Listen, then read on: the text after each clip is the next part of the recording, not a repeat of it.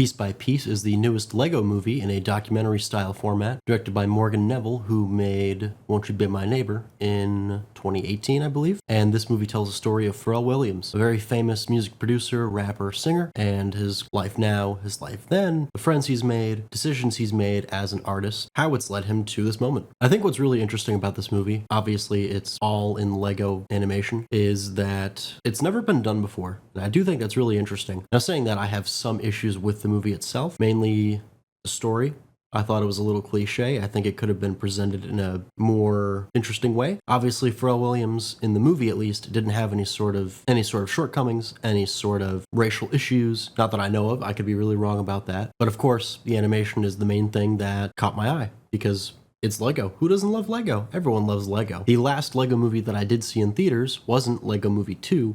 It was actually the LEGO Batman movie from, I believe, 2017. While I did enjoy that film, I wish it didn't really bring in a lot of other properties, things like that Warner Brothers has control over.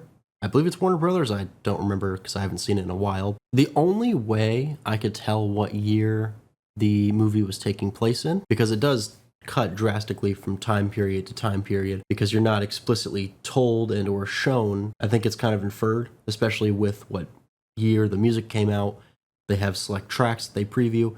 They don't do full songs, which is a little weird for a documentary. Maybe it was just a time issue. I mean, this movie is less than 2 hours. It's about an hour and 40 minutes. I think the overall message the film presents is to be true to yourself, which a lot of movies have that message, but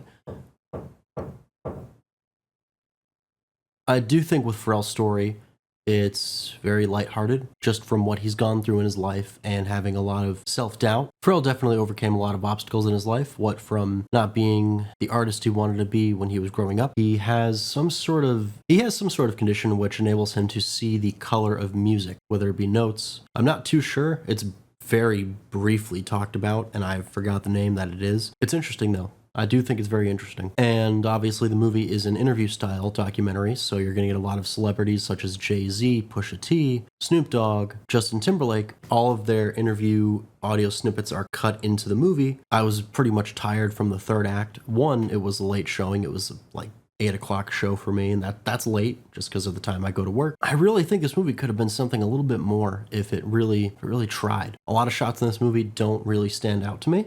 There's one scene where Pharrell is walking in this big room, big dark room, and it's shiny colors all around, and he's showing the audience the beats that he's made, because in the movie, the beats are just 3 Lego pieces and they're different colors.